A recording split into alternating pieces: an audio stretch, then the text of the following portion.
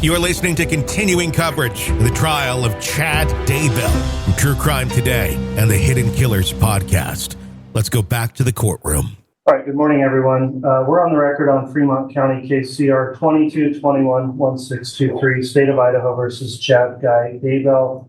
I'll note that the attorneys are present. The state is here, represented by the prosecution, the defense, and the defendant. I'll further introduce them in a moment. Is the state ready to proceed this morning? Yes, Your Honor. Thank you. Is the defense ready to proceed? Yes, Your Honor. Thank you. Thank you. Before we begin with further voir dire examination, let me inquire of the state, is there any objection to the manner in which the jury panel has been recalled and seated today? No, Your Honor. Any objection from the defense? No, Your Honor. Thank you. Thank you, counsel. Ladies and gentlemen of the jury, then, thank you for returning this morning. You've been recalled as prospective jurors in this case now before us. I'll again reintroduce my court staff. My name is Stephen W. Boyce. I'm the district judge of Fremont County, Idaho. I'm in charge of the courtroom in this trial. Court clerk here assisting today is Shannon Holstein. She's taking minutes of the proceedings. We'll be administering oaths to you this morning as well. The marshals here assisting with courtroom order and helping the jury movement are Steve Holmes, Ken Bache, and James Vallow. Court reporter this morning is Mary Fox, who's taking a stenographic record of everything said during the trial proceedings. And my staff attorney is Courtney Stallings, who's seated to the far right over there at a table. She assists me from time to time with legal research and administrative issues. Each of you, 16 jurors here, have been qualified to serve as a juror of this court, and each of you filled out a questionnaire that's been reviewed now by counsel in the court, and it was determined to recall you for further questioning. The thing we're doing in this trial at this stage is to select a total of 18 jurors, comprising 12 jurors and 6 alternates from among you. At this time, the clerk will now read a roll call of the jury, not referring by name, but referring by your red card number.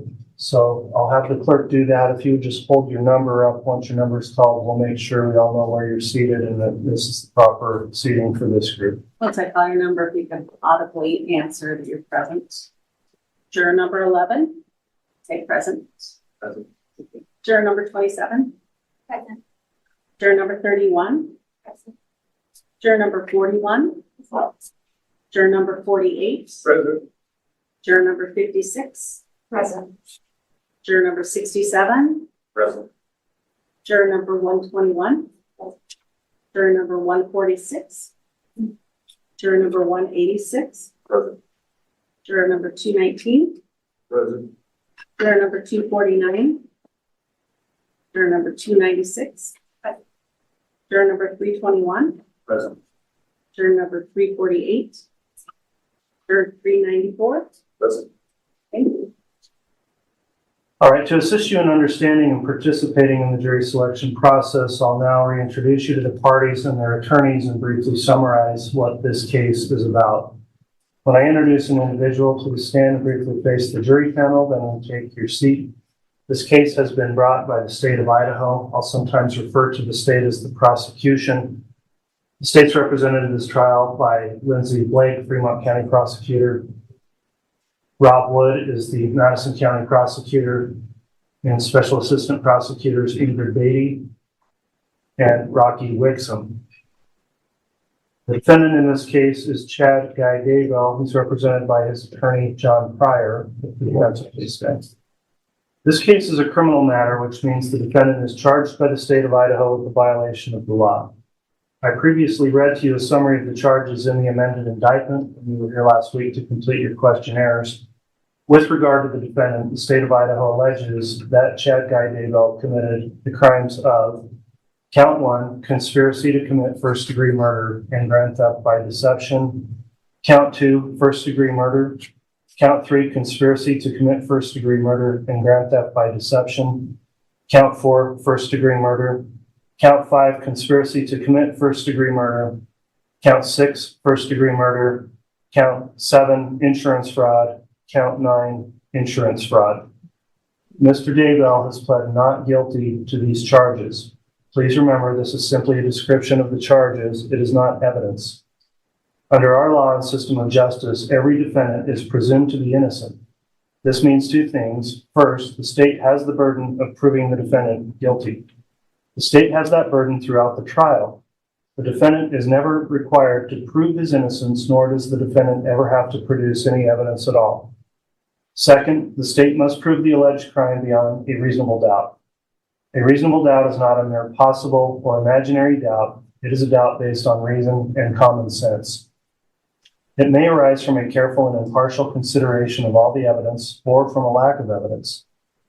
If after considering all the evidence you have a reasonable doubt about the defendant's guilt, you must find the defendant not guilty. I'll next discuss your duty as jurors. The duty of the jury is to determine the facts and then apply the law set forth in the instructions I will later give you to those facts. In this way, you will decide the case. In applying the court's instructions as to the controlling law, you must follow those instructions regardless of your opinion of what the law is or what the law should be, or what any lawyer may state the law to be. During the course of this trial, including the jury selection process, you are instructed that you are not to discuss this case among yourselves or with anyone else, including use of email, text messaging, social media, or any other form of communication, electronic or otherwise. Do not conduct any personal investigation or look up any information from any source, including the internet. Do not form an opinion as to the merits of the case until after the case has been submitted to you for your determination. This time, I'll instruct the clerk to administer an oath to the jury panel. The clerk will now swear the entire jury panel for this voir dire examination. If each of you would please stand and raise your right hand. You solemnly swear or affirm that you will truthfully answer such questions as may be asked of you by court or counsel, touching upon your qualifications to sit as a trial juror in the cause now on trial, so help you God. Thank you. Please be seated. I'll note that each juror took the oath just now. Clerk has impaneled 16 prospective jurors for questioning in small groups today. We've gone through their roll call as well. At this time, I'll ask the state, will the state stipulate that the jurors were properly called and impaneled today? Yes, Your Honor. Thank you. Will the defense stipulate as well? Yes, Your Honor. Thank you. All right, thank you, counsel. Next, I'll inquire of the marshals here. I did require that the jurors complete a jury affirmation that they've not gone back to review or investigate the case since they filled out the questionnaires. Did each juror complete an affirmation? Yes, Your Honor. Okay, thank you for following the court's admonishment and completing your affirmation today. In this part of the jury selection process, then, you'll be asked questions touching on your qualifications to serve as jurors in this particular case. This part of the case is known as voir dire examination. Voir dire is an ancient Anglo-Norman term dating back hundreds of years to the origins of the common law. In Old French, it simply means to speak the truth. Voir dire examination is for the purpose of determining if your decision in this case would in any way be influenced by opinions which you now hold, or by some personal experience or special knowledge which you may have concerning the subject matter of this trial. The object is to obtain 12 trial jurors who will impartially try the issues of this case upon the evidence presented in the courtroom without being influenced by other factors. Please understand this questioning is not for the purpose of prying into your affairs for personal reasons, but only for the purpose of obtaining an impartial jury. Whenever you need to answer a question, please raise your hand. When called upon to speak, please identify yourself by that red card number you have. Because these proceedings are being stenographically recorded by a court reporter, also please speak clearly and give audible answers such as yes or no, rather than, for example, nodding your head. In addition, please wait for the person you are addressing to finish the sentence before speaking so the court reporter doesn't have to deal with two people speaking at the same time. Importantly, if you have any answer to questions and other questions I'll identify that would either be embarrassing for you to answer publicly or you think are best answered in a more private setting, the court will arrange that. Similarly, if you have an answer that you think could prejudice other prospective jurors, For example, of information you may know about this case, please refrain from discussing that in front of the other jurors, and we will talk to you about that individually as well, outside of the presence of the other jurors.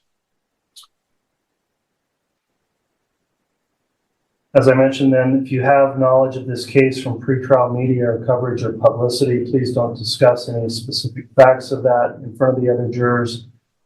And there is a special instruction that's been given in this case, which I'll now give to each of you together. And the special instruction is as follows. The defendant, Chad Daybell, has been charged in the amended indictment with certain counts of entering into a conspiracy with Lori Vallow Daybell and or Alex Cox. The crime of conspiracy involves an agreement by two or more persons to commit a crime. You must only consider the evidence against the defendant in this case and should not speculate as to any other case or legal proceedings involving the alleged co-conspirators. You must remember that the defendant has the presumption of innocence, and you must consider his guilt or innocence based solely on the evidence provided in this case. That concludes the court's special instruction. At this time, I would also instruct the attorneys for both parties to avoid repeating any questions already asked by the court. The attorneys do, however, have the right to direct follow-up questions to a juror regarding a juror's response to the court's previous questions. The jury should be aware that during and following this voir dire examination, one or more of you may be challenged. Each side has challenges, what are called for cause. That means they can ask that a juror be excused for some specific reason. Later, there will also be what are called peremptory challenges, and that means each side can challenge a juror and ask they be excused without giving any reason for the dismissal. If you are excused by either side, please do not feel offended or feel your honesty or integrity has been questioned, because it is not. I'll now begin the court's portion of the voir dire process, after which the attorneys for both parties will be given an opportunity to make their own voir dire inquiries. Those of you who are not called should pay close attention to the questions being asked here, because you may be later called upon to answer those same questions. First question I'll ask you all as a group, when you completed your questionnaire last week, I'm going back to that. Are the answers given by each of you in the jury information forms true and accurate still? Okay, everyone's answered affirmatively. Let's next talk about the issue of the time commitment that may be required in the trial in this case. If you are required to serve as a juror here, it will be for a period of approximately 8 to 10 weeks. Would this time frame create a serious hardship upon you or your family or your business or profession or occupation so as to prevent you from rendering service as a fair and impartial juror in this case? Is there anyone that has a response for that question? Yes, sir. Okay. Please raise your red card. Juror number 249, express your concern, please, regarding the timing of the trial. My work only allows approximately 80 hours paid time. After that, it will be all entirely work, or excuse me, happily paid. Okay. And are we going to have a roving microphone perhaps for jurors? If not, we can get one set up for the next group. Juror number 249, I was able to hear your concern about limited time frame involving work.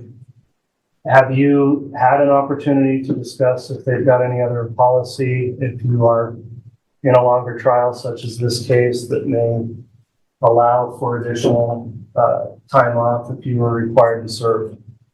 I did read the policy, but because I did found out about this late last week, that I was selected.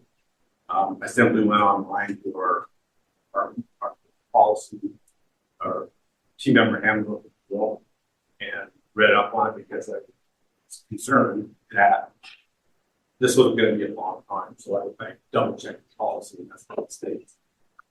80 hours. All right. Given the concern at this point, let me pass over first to the state and then the defense if you have an additional voir dire at this time, specifically on the issue of a potential hardship for juror 249. And Your Honor, the state actually did have a question regarding a potential hardship with regard to juror 249.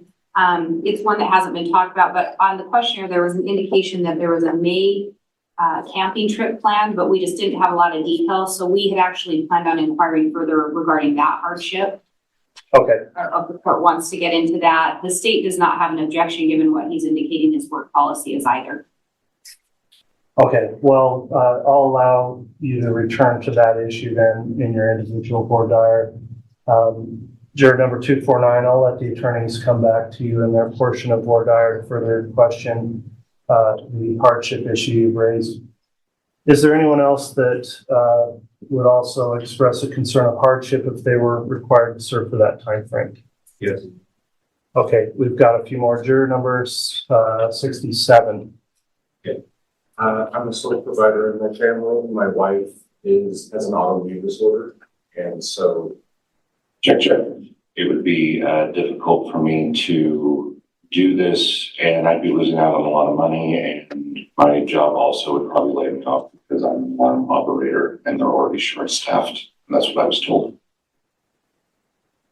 When you say that's what you were told, did you discuss the potential of having to serve in this case since you filled out your questionnaire? Yes.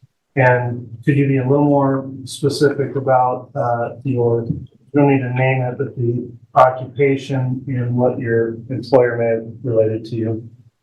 The occupation is with alarm codes. I was on the central station, so I just answer a lot of alarms for places all over the country. And what I was told is that they're extremely short-staffed. If I was gone for 10 weeks, they would probably have to let me go because they'd have to have somebody else take my place. All right, with that particular concern raised, I am going to pass over for additional questioning at this time from both the state and then the defense. Does the state have any further questions for this juror number 67 in regards to the stated hardship? We don't have any further questions, Your Honor. We would have no objection to this juror being excused based on the hardship expressed today. All right, from the defense then, Mr. Pryor. Judge, there'd be no objection to having this juror excused. All right, well, juror 67, if you are facing loss of employment over this, the court would find that would qualify as an undue hardship that would prevent your service in this case, given the length of the trial. So the court thanks you for your service for coming in this morning. I'll allow you to be excused. Please drop off your copy of your questionnaire with the bailiff on your way.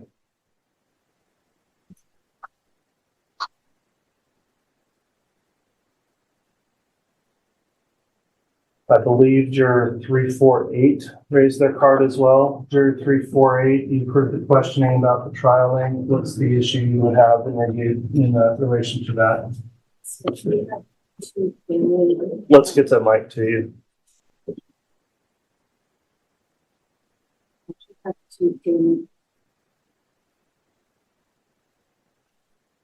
We have two family events that will transpire either during this time or directly after, one of which is my daughter's graduation from college. I did note these on the questionnaire in the circumstances with her graduation.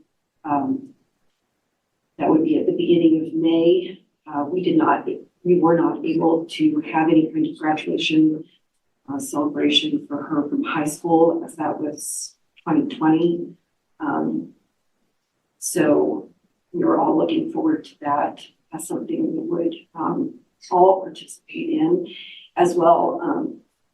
My mother passed away in February, and I am responsible as executor for her estate to prepare documents. I'm working with lawyers on the East Coast, which makes it a challenge as far as the time difference is concerned, as well as planning for her service, which will take place in June. Again, that is taking place on the East Coast. And I am responsible for planning that event as well. So those are the two circumstances, as I noted on the questionnaire. And could you specify again, is it the first weekend of May that the graduation would take place? Is that on weekdays, or is that going to be on the weekend? The graduation takes place on a Friday. That would also involve transportation down on either Wednesday or Thursday as it's out of state. All right, council, I'm gonna again inquire of you. I know we're skipping ahead. You'll get your own individual voir dire, but on the narrow issue of a hardship expressed with juror 348, does the state have any additional inquiry? No, Your Honor, we would have no objection to this juror being excused. I do know on the questionnaire, she had indicated the graduation would be the first weekend of May, including Thursday to Sunday.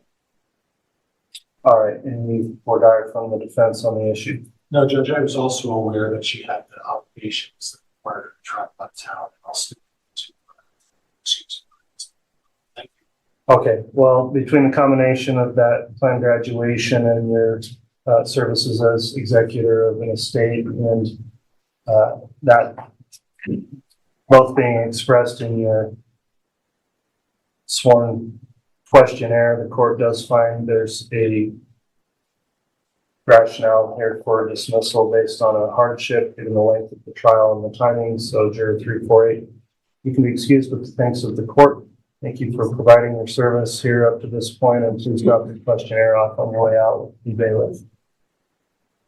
Were there any other jurors that had an expressed concern over a hardship at this point? Okay, juror number 321. I have not looked into the policy as far as like amount of time, but it would be a financial hardship if that length amount of time without me working. All right, I'm going to note juror 321 that you've expressed a concern over hardship. I'll pass on that at this time and allow for the attorneys to conduct some individual voir dire further on the topic if they so wish. So we'll come back to that. Anyone else have a concern? Juror number 296. Good morning, Your Honor. I am currently in school on Mondays and Wednesdays, and CWI would conflict for the next 5 weeks. I put on my questionnaire that it's possible that I could take online courses or switch to an online course, but not entirely sure of that policy. Okay, I will note your concern as well. I'm going to allow for some additional voir dire from the parties before we make a determination on that. Anyone else have a stated concern for the hardship? Okay, thank you. Let me next discuss any previous knowledge you may have of this case. As I mentioned before, if you do know something specific that you've heard in the media or otherwise, please refrain from stating specific facts about that, but we do want to go into that issue. So first, let me see, I guess, by raise of your cards, other than what you were told when you came in to fill out that questionnaire and further advice today, do you know anything about this case, either through your own personal knowledge or by discussions with anyone else or from media information you've received? Is there anyone that knows about the case? Okay, if you'll hold those up for a moment, we'll know. So we've got juror 321. Very question. The question generally is just, do you know something about this case other than what you've learned by coming in for the questionnaire last week or today? All right, so on the back row, 321, 296, 219, 249, 146, 121. On the front row, we've got jurors 56, 48, 41, 31, and 27. So the majority of the group here, which is why I give that instruction. What we don't want to do is start seeing what everyone knows about the case. We'll talk to you individually about that. Let me ask some specific questions for you then without getting into those details. But then, is there anyone here that believes they already have a state of mind with regard to the charges or some knowledge you already have about the case that would prevent you from being impartial in this case? In other words, has anyone you think already drawn some opinion that maybe the defendant is guilty just based on what you know or what the charges are? All right, we've got a juror number 121 who brought that concern up. In order to further get into that discussion, we'll talk to you individually so we can delve into that. Anyone else that thinks they've already perhaps made their mind up in some way about guilt or innocence in this case. All right, we've also got juror number 4-8. We will discuss that with you individually as well. For those of you that do know something about the case, the next question is, do you feel you could eliminate or disregard what you've heard or read pertaining to the case and render an impartial verdict based solely on the evidence you hear in court today? All right, the remaining jurors then indicate they would be able to do that, and I'll allow the attorneys to follow up with Fordire on that subject. Judge, could we approach for all of those? Certainly. All right, we're back on the record now, continuing with Fordire with this group. Next issue the court's going to talk about with the prospective jurors is the subject matter of this case. Court has read to you a summary of the charges. Those include charges involving murder, conspiracy, and insurance fraud. Is there anything in particular about those charges for any one of you that would make it impossible or difficult for you to fairly and objectively evaluate the evidence in this case and to render a fair and impartial verdict? So the question is, would that make it impossible or difficult? If that is the way you feel, please raise your red card. Okay, none of the jurors responded affirmatively to that. I next have some questions that may seem obvious, but they're required by our statutes for me to go through as well. Let's talk about relation or acquaintance to the defendant. Are any of you related by blood or marriage to the defendant, Mr. Daybell? If you know him or her from any business or social relationship? If you do, please raise your red card. All right, no one answered affirmatively to that. Let's talk about the relationships you may have with any alleged victim, defendant, or attorneys here. Does the relationship of guardian and ward, master and servant, employer and employee, creditor and debtor, landlord and tenant, boarder or lodger exist between any of you or any of the attorneys involved in this case? So raise your red card if one of these lawyers is your landlord, for example. All right, no one has responded affirmatively to that. Are any of you involved in any kind of a legal proceeding, including a civil action against the defendant? No affirmative response. Have any of you ever brought any kind of a criminal complaint against the defendant or been accused of a crime by any of these prosecutors now present today? There's no affirmative response to that. Do any of you have any kind of an attorney-client relationship with any of the attorneys here or with Mr. Pryor or his law firm? Okay, no one responded to that. Do any of you have any kind of a relationship by blood or marriage to any of the lawyers in this case, or do you know the lawyers from any other professional, business, or social relationship? All right, no one indicated they know the attorneys or have any kind of relationship that would be prohibited. This next question is a general question, but let me ask, have any of you ever formed or expressed an unqualified opinion that the defendant is guilty or not guilty of the offense charged? Okay, no one indicated they've got an opinion. Do any of you have any bias or prejudice either for or against the defendant in this case, Mr. Daybell? No one responded to that. Are there any of you who would be unwilling to follow the court's instructions to you, the jury, as to the law that you must apply in determining this case? No one responded to that. Now, in this case, we will be asking you further questions individually about the section of the questionnaire you filled out relating to the death penalty. So I understand that may come up here. We will talk about that individually, but Notwithstanding, I'll ask the group here, do any of you have a religious or moral position that would make it impossible for you to sit in judgment of another or to render a fair and impartial verdict in this case? Okay, no one responded affirmatively to that. Are there any of you that, if selected as a juror in this case, would be unwilling or unable to render a fair and impartial verdict based upon the evidence presented in this courtroom and the law as instructed by the court? All right, no one indicates they would be unwilling or unable to render a fair and impartial verdict. Kind of a catch-all question here. Do any of you have any other reason why you cannot give this case your full undivided attention and render a fair and impartial verdict? Very well, no one responded to that.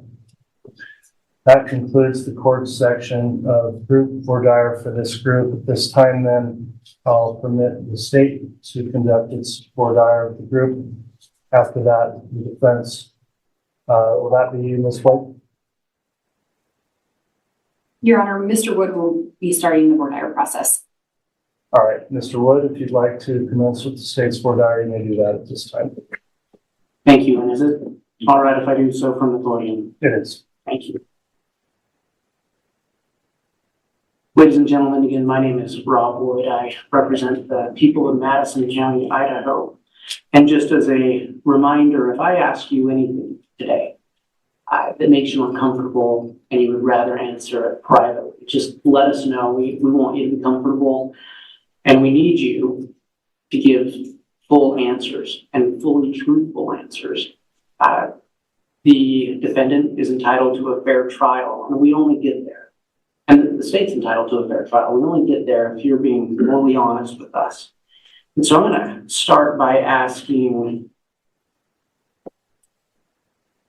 juror number 321.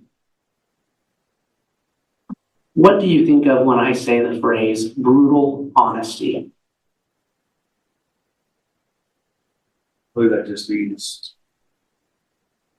not mincing your words, just no matter what, just tell them the 100% complete truth about how wrong it's.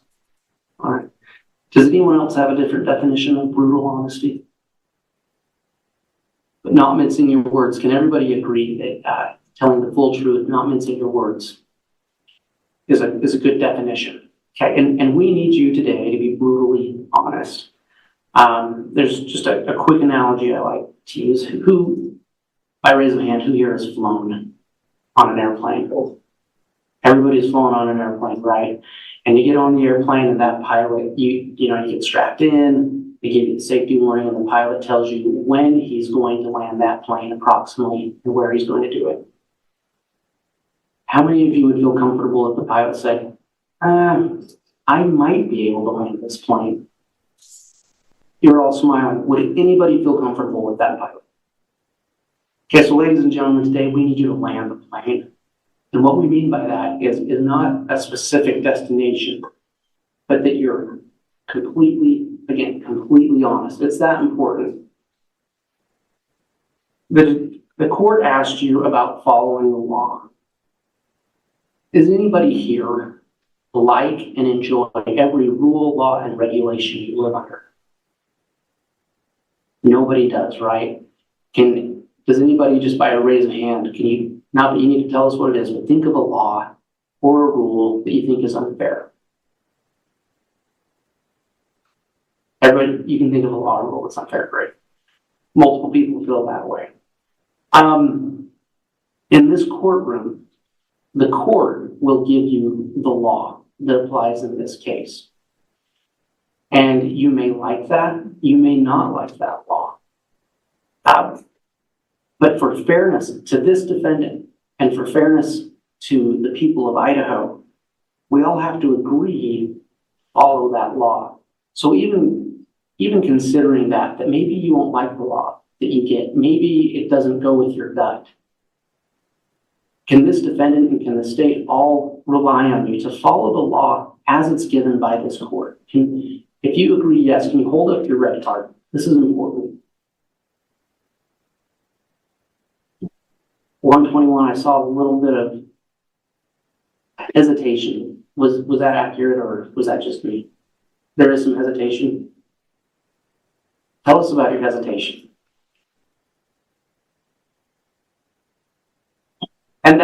And thank you for your honesty. Yeah, I mean, I don't know if you were gonna get into this later, but my hesitation is with the death penalty issue. That's where I hesitate. Okay, so, and we will talk about that, but thank you for bringing it up, and thank you for being honest. I'm gonna just shift gears really quickly. Does anybody here believe everything they hear on the internet or see on the internet? I'm the only one. So does anybody here believe everything they hear on the news? Everybody understand that the news is not always accurate. I'm not saying that to offend any reporters who might be here, but we all understand that facts change sometimes, right? And you might hear a story one day, and some of those facts are different the next day. This case has had a massive amount of media attention. And the judge asked you this, but we just want to check again. Is there anyone here who has any concerns of what they've heard before? And we don't want to go into a lot of detail now, we'll get into it later, but what they've heard before is going to cause them to not be able to give this defendant a fair trial. Okay. Some of you talked about hardship, and we're just going to go over that really quick. Juror 249. If I recall, and if I say it incorrectly, just feel free to correct me. You get about 2 weeks of paid juror time. Is that accurate? That's correct. Okay.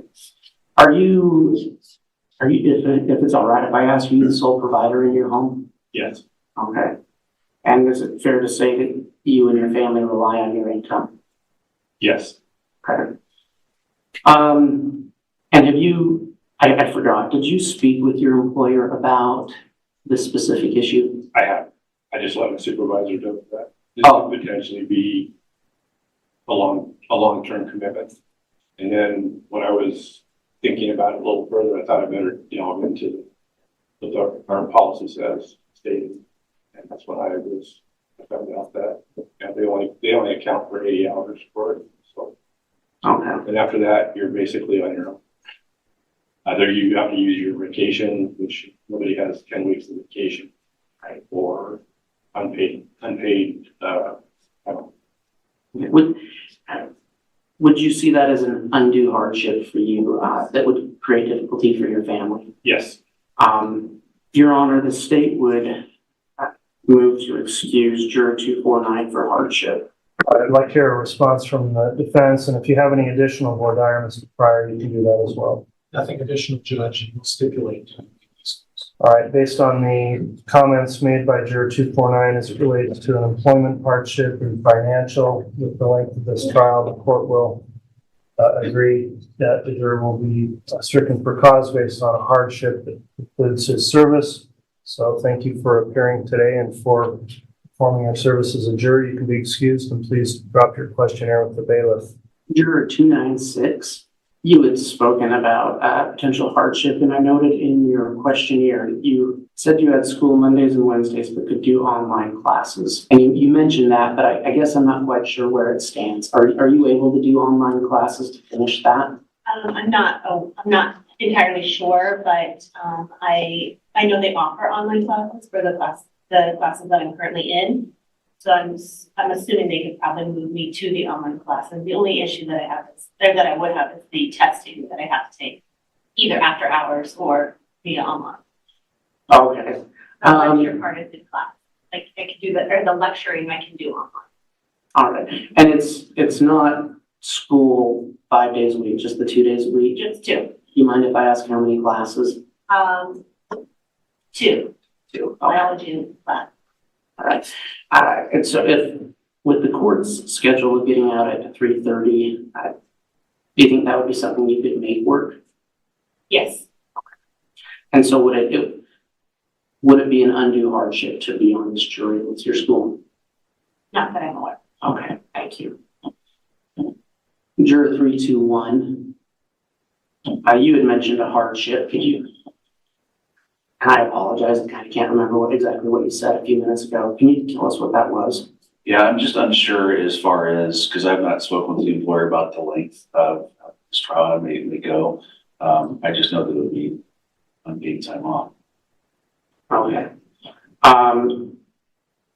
Are you a sole provider in your home? Yes. But so you haven't spoken with them yet. So are you sure that it would be unpaid time off, or do they have some type of juror policy where they pay for you while you serve on a jury? Honestly, I'm not aware. They might possibly have a policy. I just don't know about it.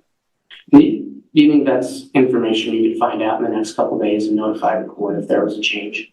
Absolutely. Okay. Thank you. I also did note in your,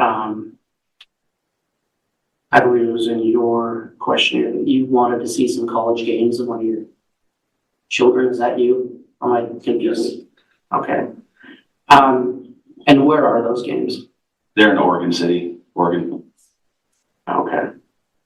And is baseball? Yes. Okay. What year is your son? He's a sophomore. Okay. And I'm not trying to be insensitive.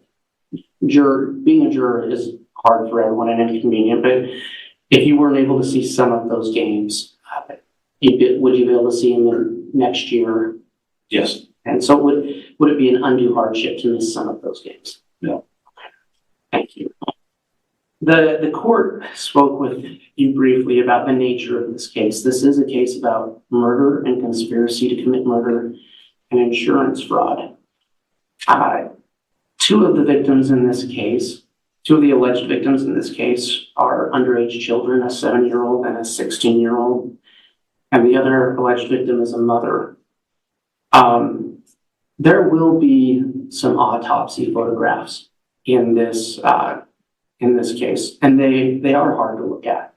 There's no way around that. But does anybody here think that seeing those would automatically sway them one way or the other, or that they'd be able to objectively weigh those, still weigh that evidence against all the other evidence? I'm sorry, did you raise your hand? No. Okay. So this is important. If you guys can raise your cards, if your answer is yes, would you be able to still weigh all the evidence properly, even if it's difficult to look at those pictures? So juror 48. Oh, okay. Thinking.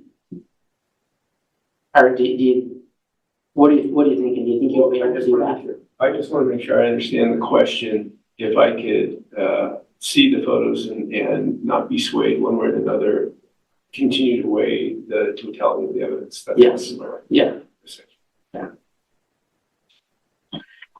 And then I just have a couple more questions, Your Honor. I know Ms. Blake has a couple of questions. Juror 294, in your questionnaire, you said that you marked a box saying that you think a person, excuse me, who doesn't testify is probably guilty. Yes. So do you understand that the state has the burden of proof? I do. I was just being honest, just from my gut. Yes. Yeah. And we want you to be honest. Yeah. And we appreciate that. There's nothing wrong with that. So you will get an instruction and you'll be told by this court that the defendant doesn't have to say anything. The defendant doesn't have to prove anything. It's 100% on the state. And so is that feeling you have, is that something you could follow the rule and the law the court gives you and set that feeling aside and not hold it against the defendant if he doesn't? Yes. I'll just correct the record there for a moment. That's juror 394. Oh, I said 294. I Yes, apologize. that's 394, thank you. Can I take this moment to mention hardship? Please do, yeah. It's not necessarily hardship. There's a family reunion scheduled for week 10, June 6th through 10th, but travel would be needed on either side to Arkansas. It's not a hardship, but I thought I'd just mention that. I'm not losing work. I didn't anticipate checking on my jury duty leave for work, so that's an open question in my mind as to if I can take the whole time, that's acceptable, or if it actually is a restricted amount of time like other people in this group I should know by today. Okay, and if that does create a hardship, will you let the court know? Yes. Juror 41, you had marked something similar on your questionnaire that you want the defendant to testify. And I'm just gonna ask the same thing. Do you understand that only the state has the burden of proof in this case? And that it's the state's job to prove something. The defendant doesn't have to prove anything. Okay. And so even though you have that feeling, is that something you can set aside and follow the law and the rules that the court gives you and not hold that against the defendant? Okay. Your Honor, at this time, I know Ms. Blake has a few questions, so I turn this time over to her. Very well. Good morning, ladies and gentlemen. Thanks for being back with us today. I know you were all here last week, and this is a bit of a process, so we appreciate you hanging in there with us. And I will try to be fairly brief because I know you've already had a lot of questions today. So the judge has already started to give you some instructions, and as you go through this process, he will give you more instructions. So I like to talk to you a little bit about, I have a son, and usually in the mornings, if I ask him what he wants to eat, he tells me cheesy eggs. And there's a very specific recipe that I have to use. So it's the eggs and the milk, and he likes quite a bit of cheese, and then some salt and pepper. But if I try to modify that recipe, he doesn't always like it. So I don't know, have any of you had that experience where whether you're cooking or doing something else for a kid or a family member, they like things just done a certain way? Would all of you agree? And turning to juror 27, can you give me an example of something like that? Yes, I have 4 kids, and they are very opinionated of how I cook and prepare their toast and their sandwiches and how I cut it. And so, yeah. You can relate. Relate, yeah. And so even if you think there's a better way to do it, do you sometimes just follow what your kids are asking for? Well, in relation to food, yes. If it's something that's going to interest them, no.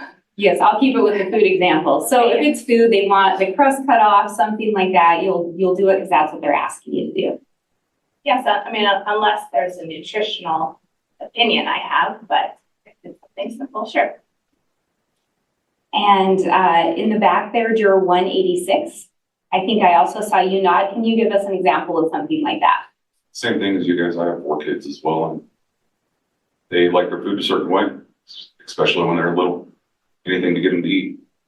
And if you know a better way to do it, or maybe you would add something because it gives it better flavor, do you sometimes follow what your kids want?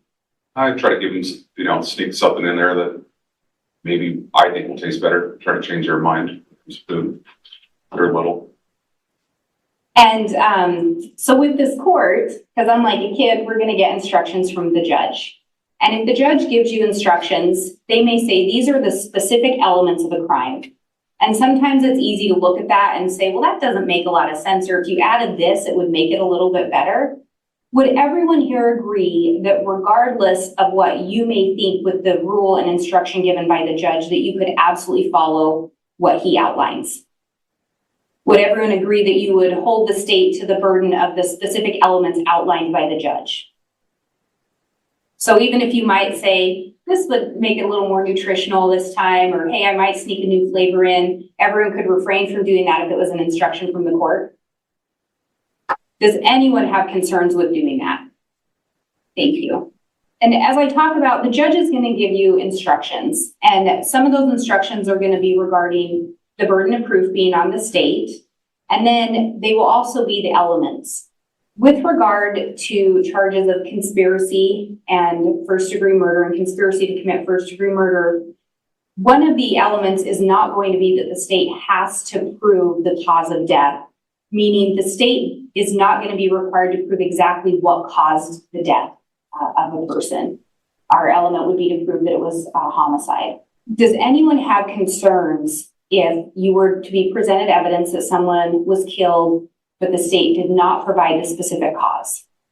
No concerns. So if the state put on evidence that it was a homicide, but not the exact cause of that homicide, that wouldn't cause anyone concern. Because again, you'll have instructions from the judge. 394, I see your card.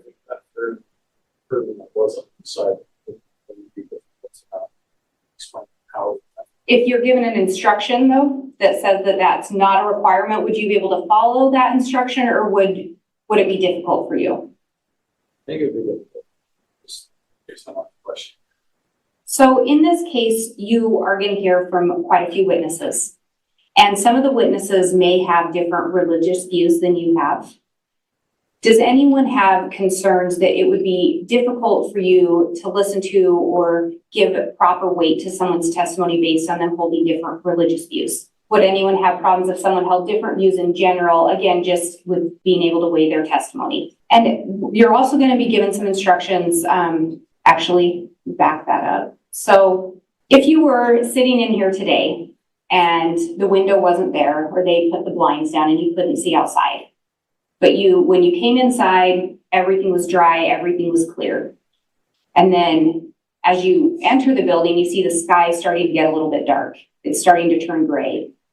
You come in here, they close the blinds, you can't see outside, and you go outside and there's water on your car and there's water on the pavement, water on the grass, everything's wet. What would you be able to determine what had happened? I see some nods. Juror 296, what would you determine had happened? And would you determine that even if it had quit raining by the time you got outside? So there would be enough there without you actually personally, physically observing the rain. And 321, I saw you nodding as well. Similar? And so would everyone agree, you may hear the term circumstantial evidence. Even if you don't see something happen, there could still be other evidence to support that. And would everyone be willing to weigh that evidence? Because again, as jurors, part of your job is going to be to weigh all the evidence and give it the weight you feel that it's due as you're listening to all the testimony of the evidence come in. Anyone have concerns about their ability to do that? If I can have just a moment. The state has no additional questions, Your Honor. All right, that will conclude the state's portion of voir dire for the group. Mr. Pryor, you may do so on behalf of your client now. Good morning, ladies and gentlemen. My name is John Pryor, and I'm representing Mr. Daybell. I want to ask a question to all the folks. Before we start, I really want to talk to you about the fact that there's no wrong answer. What's more important than anything else is that you tell the truth. Mr. Pryor, apologies. Could you into the microphone a little more? We're barely getting your signal. And I'll turn it on. Does that help too? That helps a lot. At my age, Judge, technology is a challenging job, and I apologize. Can all of you folks hear me now? So I'll reiterate. The fact is that as jurors, your job is to judge the evidence. Your job is to make a determination and apply the facts to what the judge gives you as the law. But before we get there, what we have to do is go through this painstaking process of talking to you folks about some personal things and some private things, some of your thoughts and processes. And part of that is to, before we get there, is we really want to talk about just being honest and truthful about your position. There is no wrong position. If there are some people here who say Mr. Daybell is absolutely innocent, that's your position. If people feel that Mr. Daybell is absolutely guilty, that's your position. If you really haven't made up your mind, that's your position. But it's your position and it's your own individual position. And what's important is that you apply the facts not as you see the group and go along with the group, but that you basically tell the truth and you speak your mind. This is your opportunity to say how you feel and to be honest about how you feel. Is there anybody who really doesn't understand that? Perfect. I must have been pretty clear and you can hear me now. That's wonderful. Before we get started, this is an unusual question I ask. And I ask this because I've had the opportunity to sit in that box a handful of times over the number of years that I've been an adult. And this happened to me many, many years ago. I was 21 years old and in college, and the lawyer was involved in a criminal case. And he asked an unusual question. As soon as he got up there, he asked an unusual question. He said, "Is there anybody who just doesn't want to be here today?" And a number of us were hedging and moving and everything else. And I thought, yeah, I don't want to be here. I don't really want to. Well, why don't you want to be here? Because I just don't want to be here. I just have so many other things in my life, and I have so many other distractions, and I have so many other processes. And I was a college student, naive and wide-eyed, and I said, I understand the obligation to be a juror. I understand that it's something that we have to do as our civic duty, but I just don't feel like I can give the attention to this thing that I really think it deserves. And surprisingly enough, the lawyer said, well, thank you for being so brutally honest, and the judge let me go on my way. Now, I don't want to give all of you an opportunity to raise your hand when I ask this question, and please don't, if you really think you can give the attention. But is there any of you folks who quite honestly, you just don't want to be here today? And please be truthful with that question. You're all very excited to be here. And you're all very anxious to get involved in this. Okay, number 394, go ahead, sir. Yeah, I definitely want to do my civic duty. I feel like that's the proper thing to do, and I'm thankful for everything that you guys do. I'm about a year and a half into a new job, building a team. We have one person, I'm a team lead, I've got one person under me, we're trying to hire another person. So I question whether my success in my job will be as good as it could be if I was there versus being out for potentially 10 weeks. And of course, I don't want to think deeply about a murder case, just the content. But again, I want to do my civic duty, so that's kind of where my. And I appreciate that. Your job's important. You're a data engineer, if I remember right. I'm going off of memory. Yes. My memory serves me that that's what you do as a data engineer. Is that right? I am a data engineer. I said data. It's data. Yeah. Either back and forth. Yeah. And my wife's a part-time biller, about 10 hours a week. So I'm the primary. Do you have children? Yes, we have 3. I remember that as well. I just wanted you to tell me that. Yeah.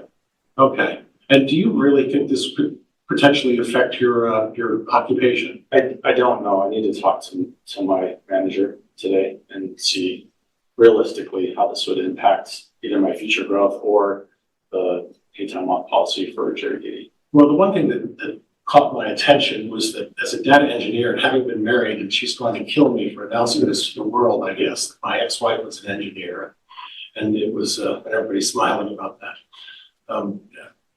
I understand that when you're working on projects, that a lot of time those projects are particular to the individual engineer. Is that your position as well? Yeah, we basically serve all areas of the business, whether it's product or finance or customer success.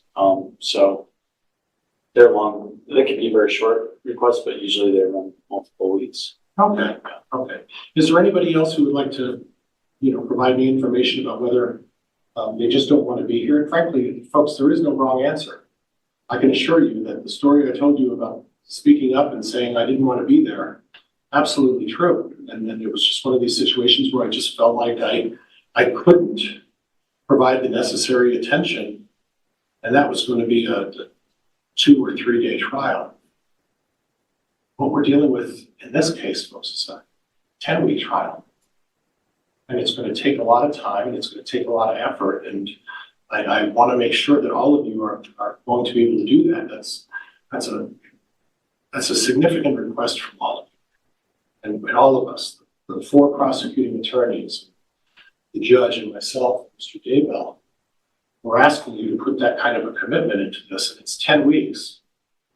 It's 2.5 months of your life that we're going to be asking you to put forth. Juror number 27, you're shaking your head.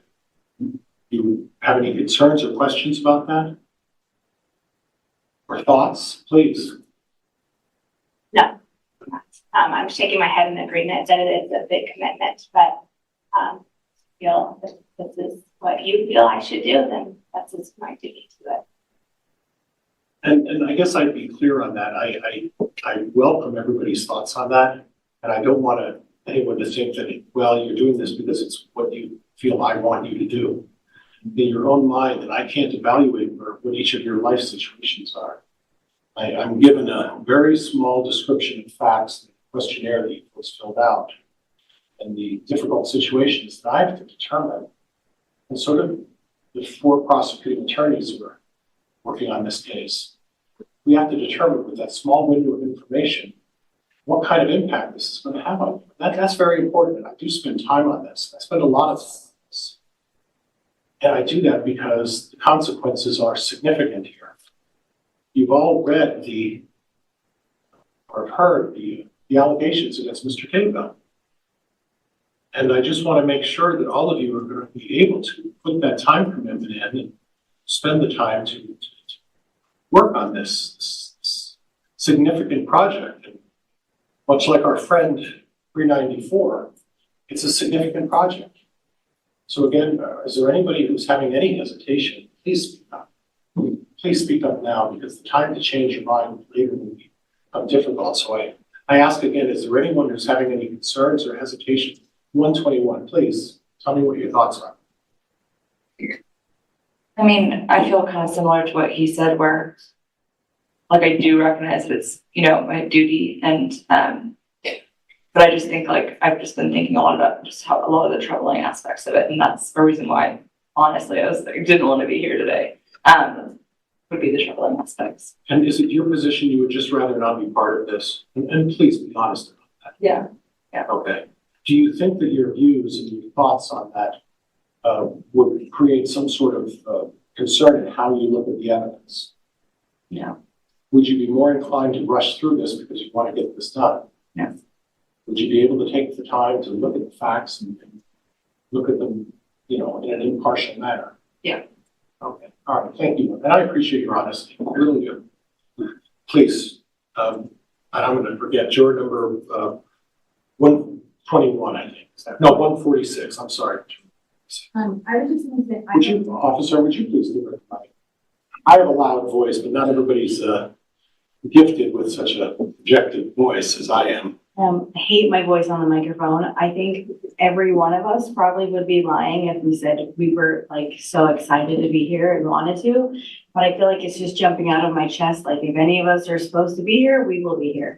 Okay. I'm not particularly excited to be here. I have 5 little kids, but it is what it is. And if we're supposed to be here, we'll get picked and chosen. And well, I don't know why I'm saying that, but that's just how I feel about it. And that's one of the things that I looked at when I saw your profile.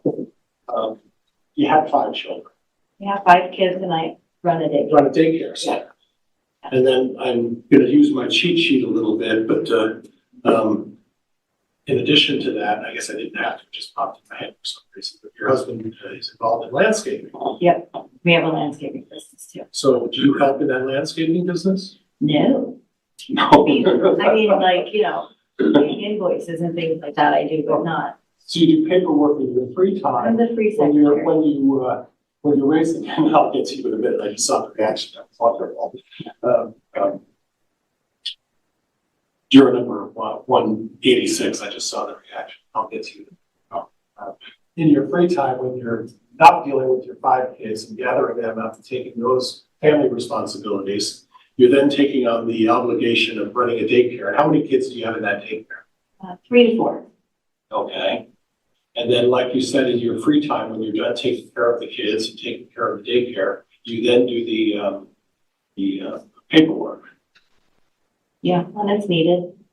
Yeah. It almost sounds like this would be a vacation.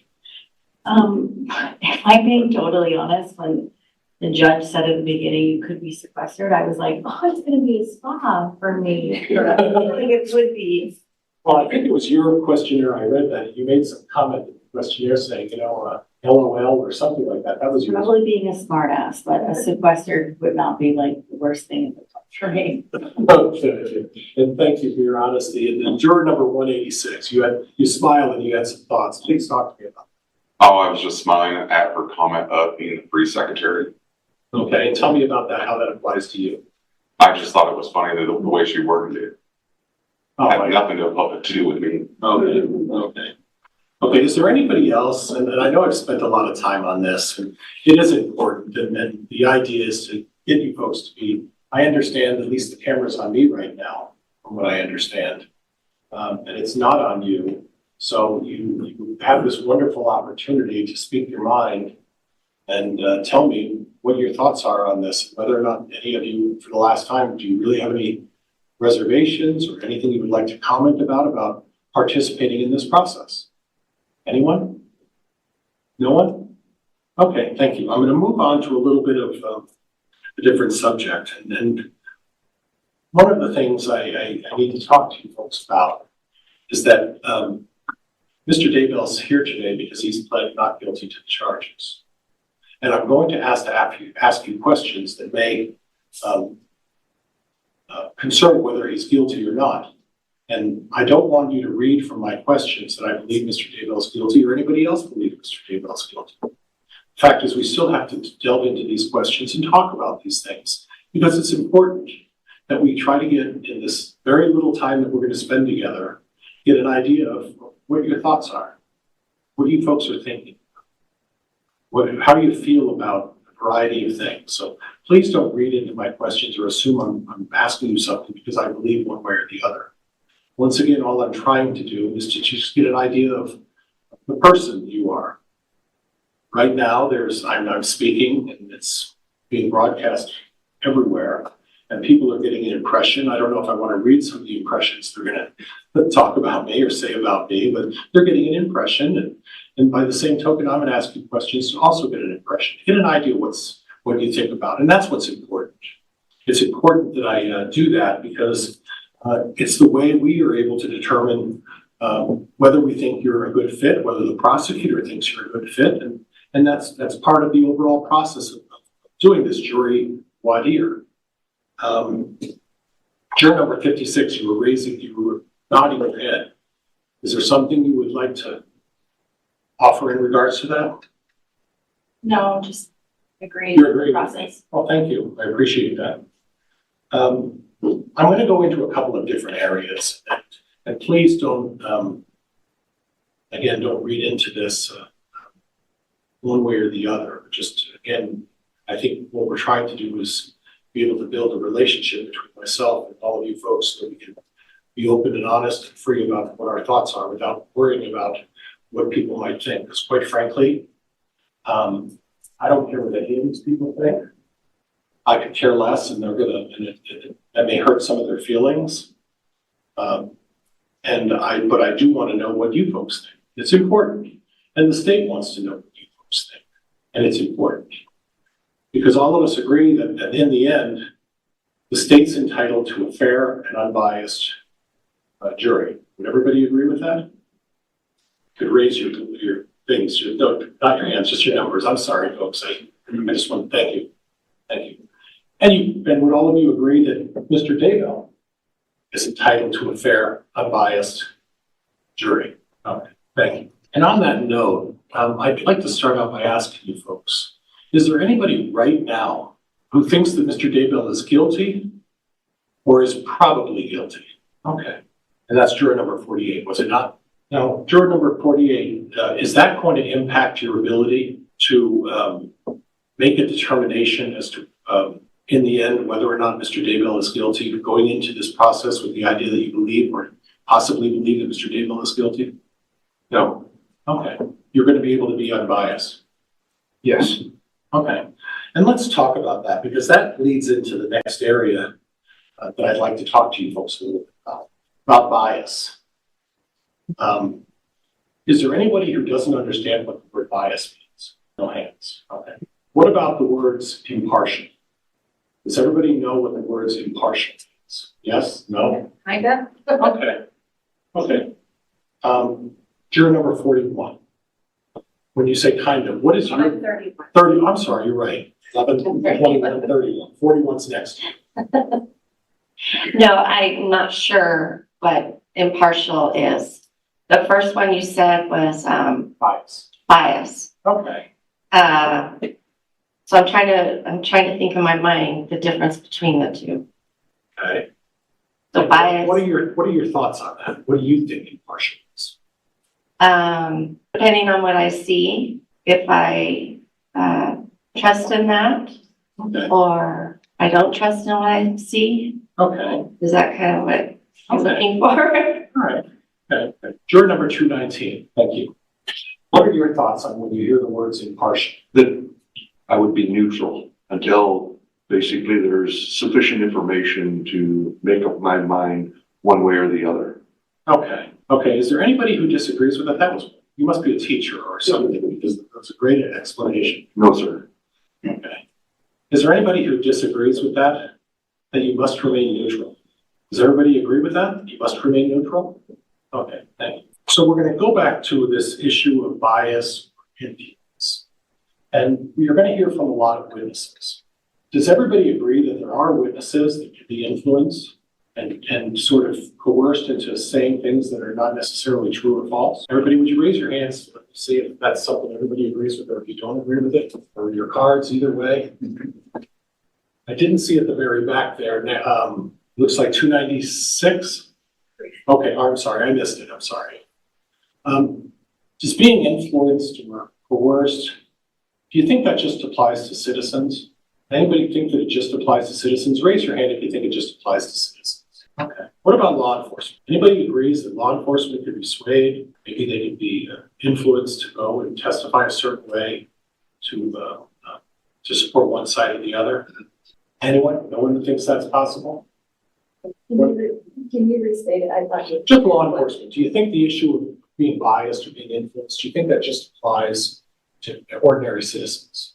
Does anybody believe that it could also apply to people who are in law enforcement? Now, I don't want to pick you out, and please forgive me, number 27, but my recollection when I read the profiles, and this was last week, is that your father's a police officer. Retired police officer, that's what I remember. Retired. Okay. Is that concept something that, just the fact that I bring it up, is that somehow offending you or causing you concern that I'm bringing a statement up like that? No, I absolutely believe there are good cops and bad cops. Okay. And in that instance, when we're talking about officers, that police officers are no different than every ordinary citizens, right? Correct. And they're susceptible to the same influences and the same manipulation that other people are susceptible to, right? Yes, correct. And when you're talking about a criminal case, and you're talking about a law enforcement officer, what do you see as their role in that case? The same as all of us, seeking the truth and believing the truth without a bias. Okay. What if they have an agenda in advance of the investigation of cases? Would that cause you concern? If the police officer has an agenda, yes, that would have a bias then. Okay. And as far as a role in a case, would you agree with me that a police officer's role in a case is to investigate the facts and report the facts? Absolutely. Is there anybody who disagrees with that? Nobody disagrees with that? What about a police officer or an agency that decides to aid in supporting one side or the other and pushing their own agenda? Is that problematic for anybody? Raise your hand if you think that's problematic. Or raise your cards. I'm sorry, Judge, I guess we're on cards. So nobody disagrees with that. So when you hear evidence of that, is there anybody who causes pause for concern as to how they evaluate the bias of that particular police officer? In other words, if you hear that a police officer has an agenda, that he's pursuing a situation where they're trying to develop the fact that someone is guilty rather than investigating the case. In other words, they found their target. Okay? And I don't want to get into. May we approach? Yes. So I've been talking to you folks a little bit about bias. Mr. Pryor, I apologize for the interruption. We did have a note here. We're having a request. These jurors have actually been here for quite some time. Request for a restroom break. We're going to permit that at this time. So we'll take about a 15-20-minute recess in time for the jurors to use restrooms if they need. We'll come back on the record once that mid-morning break is concluded. Please rise for the jurors. All right, wait. Back closer.